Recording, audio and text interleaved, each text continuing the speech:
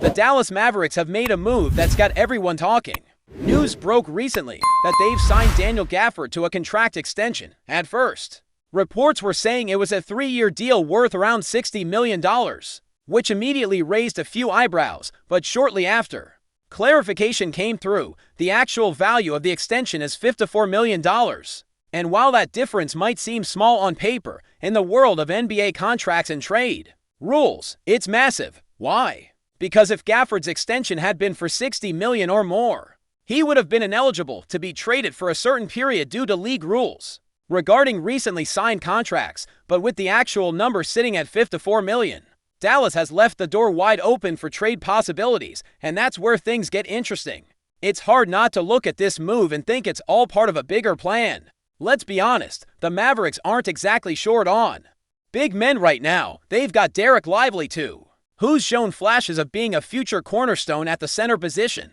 They've got Cooper Flagg, and while he's probably going to spend time at the 3, there's still plenty of speculation about whether his long-term role might eventually shift toward the 4. The roster's already crowded in the front court, and adding Gafford's extension into the mix raises a lot of questions. One of the biggest questions fans and analysts had when the news first broke was, what's the long-term vision here? Is Gaffford going to be content as a backup for the foreseeable future? Given his skill set and production, is he really someone you want locked in for that role long-term? And even if he's okay with coming off the bench for now, is that sustainable over multiple seasons? But now, with the contract clarified and the trade eligibility intact, the picture starts to make more sense.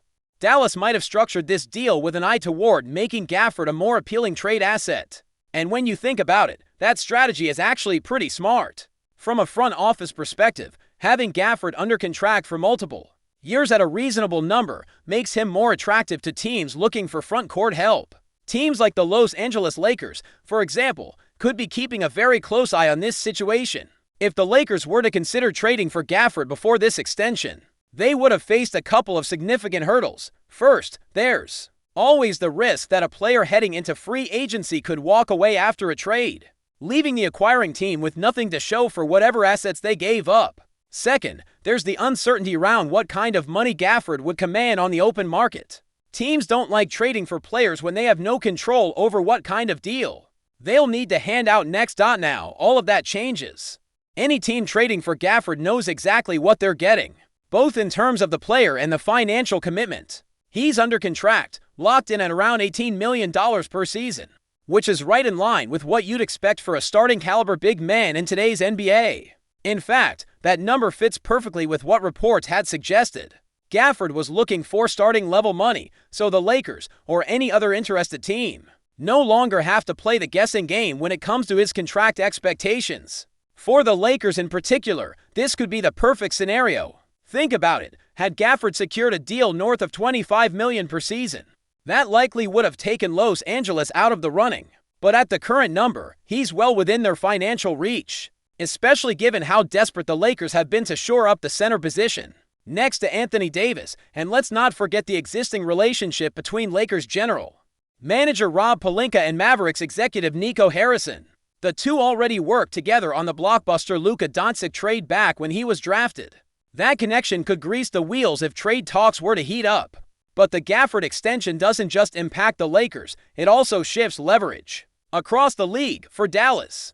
It means they now have a player under contract who can't simply walk away next summer. For teams interested in Gaffford, it means you better come to the table with something of value if you want to make a deal happen. The Mavericks are no longer under pressure to trade him before losing him for nothing. The Lakers now have a clear fallback option. Even if their primary target is someone like Nick Claxton, Walker Kessler, or even Mark Williams, they can now point to Gaffford and say, if all else fails, we've got a path to bring him in. That gives Los Angeles leverage in any ongoing negotiations with other teams. They're not stuck in a position where they have to overpay for their top choice, because everyone knows they've got alternatives. That said, the idea of Gaffford landing in LA still comes with some complications, according to various reports. The Lakers would likely need to overpay to pry him away from Dallas. Now, what does overpay really mean in this context? That's the big unknown. Are we talking about giving up one of their young prospects like Dalton Knecht? Are we talking about throwing in a future first-round pick? Is Rui Hachimura part of the discussion? the Lakers don't have an unlimited stash of assets to work with, so any significant package would have to be carefully considered.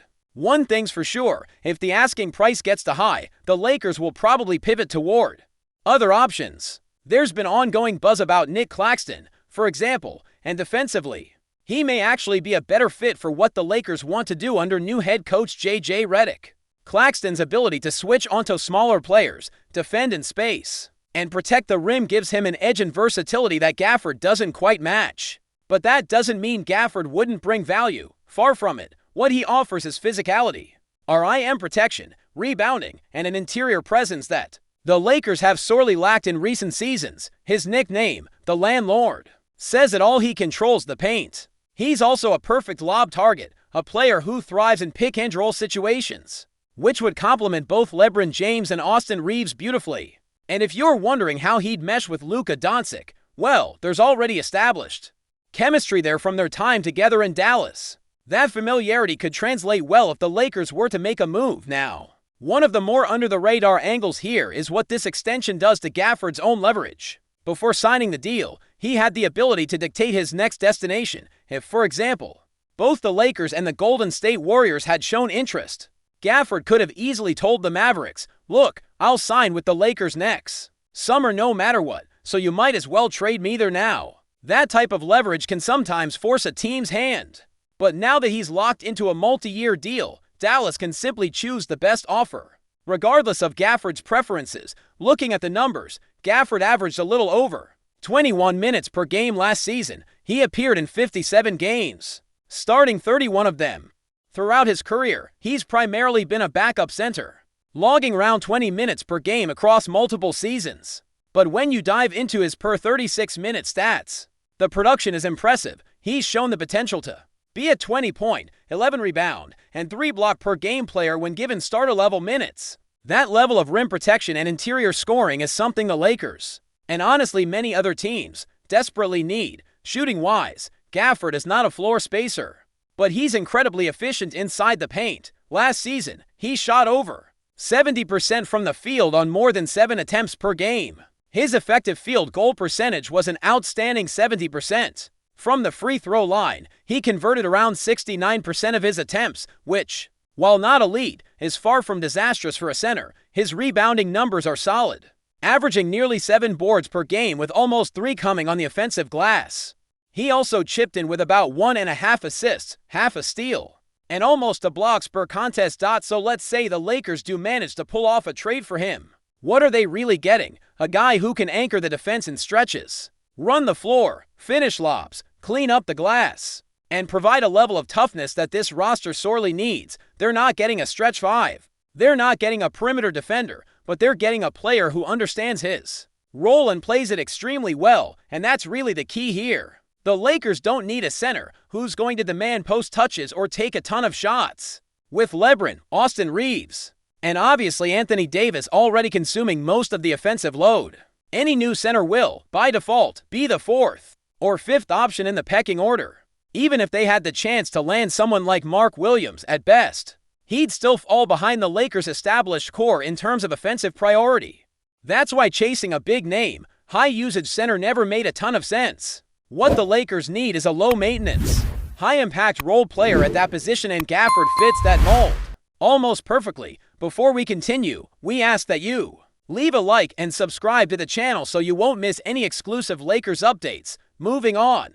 It's the talk of the league, and the whispers are growing louder. Could Brook Lopez be heading to the City of Angels? Sources close to this situation suggest a monumental shift might be on the horizon for the Los Angeles Lakers in 2025, with the seasoned big man potentially signing on to fortify their paint presence. The rumor mill is buzzing with the possibility of Lopez, known for his dominant interior scoring and surprisingly effective three-point shot, donning the purple and gold.